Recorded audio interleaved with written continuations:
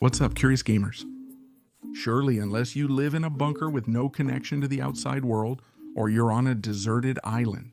With our friend Tom Hanks, I'm sure you're aware of one of the topics of the year, Chernobyl, the devastating nuclear disaster that occurred over 3 decades ago.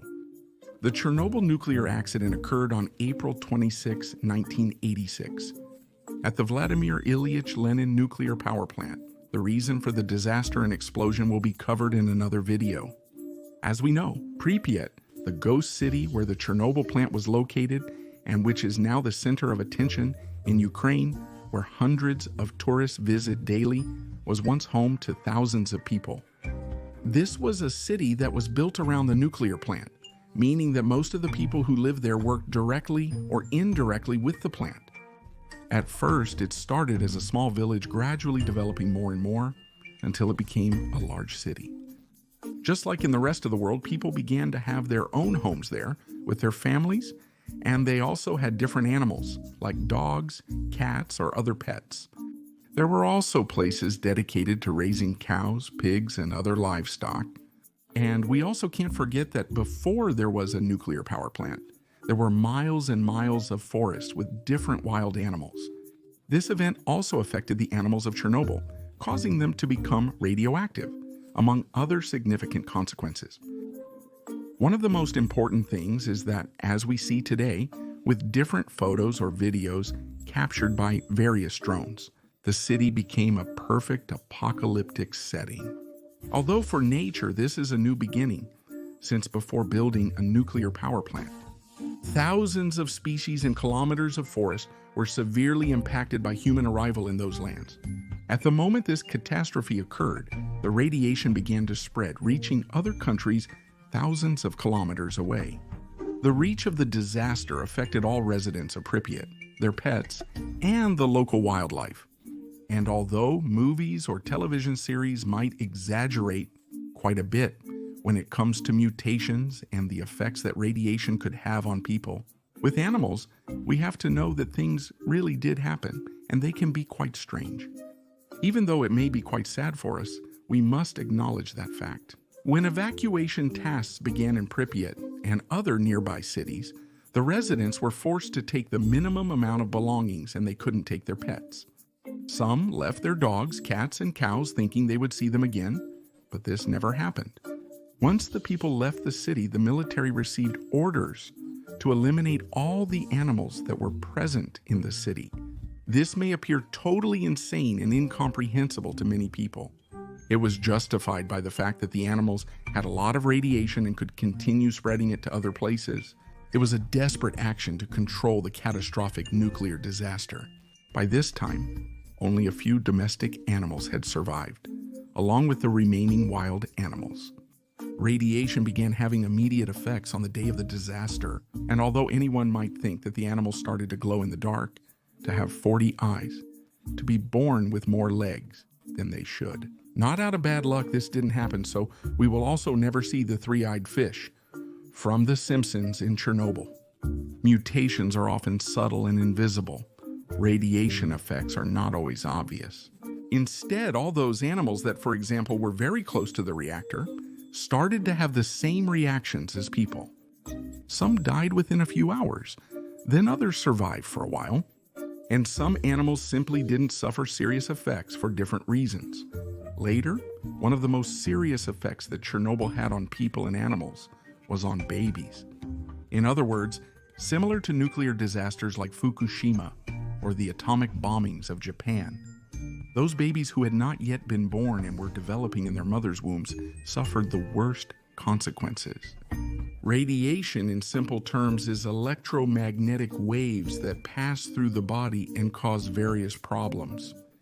These break certain structures and cells, and since babies or animals that are still developing have quite low defenses and are still finishing their development, they are very, very sensitive and end up having major problems with deformities. As I mentioned earlier, Pripyat had a large livestock area, and there were many cows that gave birth to deformed calves. And we have to know that those wild animals that were in the same condition also had many of their offspring with major deformity problems. Moving on from the radiation issues impacting infants and young animals, we have to know that there were also species that, by continuing to live in the area near the reactor, did not die and gradually adapted and mutated over time. They are radioactive not just because they were exposed to the toxic radiation cloud, but also because they eat the plants that were contaminated, and the plants are in soil that is radioactive. Or, for example, the Pripyat River, which provides water to absolutely all living beings in that area, was contaminated to extremely high levels. The main point is that the animals, most notably the spiders, underwent certain mutations. After several studies by various biologists, it was concluded that the radiation had caused the spider webs to become totally abstract, without any shape. The spiders ended up severely affected after the Coralville accident. Just like when studies are done about drugs on spiders, we find webs that don't have the right shapes or that are simply anything but a spider web. Later, it was confirmed that several animals had developed large tumors on their bodies, and also those animals that had spots on their fur had way more spots than normal. Or are there also many more cases of albinism in different bird species? Or, for example, did the frogs change their colors to much darker shades because of the radiation? Although we also have some more drastic and serious changes, such as those suffered by the swallows in the Pripyat area, who had suffered visible mutations, which included the deformation of their beaks, the deformation of their brains, which became smaller, and some rather strange feathers. So, looking at the whole situation, it's quite clear that radiation exists and causes mutations in animals and people. But those Ben 10-style mutations will only be seen in the poor offspring that suffered deformities at birth. So, in large numbers and overall, we have to understand that for the animals, the best thing that could have happened to them was Chernobyl. After years of human presence preventing their return, the specific habitat now has more animals and diversity than ever. According to specialists studying the situation in the Chernobyl reserve, thousands of cameras placed everywhere have captured sightings of brown bears, previously thought to be extinct in the region. Wolves, wild boars, lynxes, birds, and many other animals are returning to their natural habitats in the absence of human presence. Because of this, several scientists have called for the creation of more sanctuaries like Chernobyl, without the need for any kind of accident to happen. Before I leave, I'll answer an intriguing question and send a huge greeting to some subscribers. First of all, I'm going to answer an interesting question from Francisco Zapata, who asked, what was the first zombie movie and in what year was it released?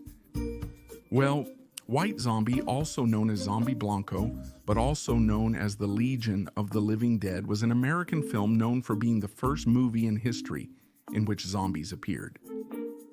This movie was released on August 4, 1932, and its director was Victor Halperin. Francisco Zapata also asked the second question in a recent video. How are lightning bolts generated? This question might be a bit more scientific, but I'll try to simplify it.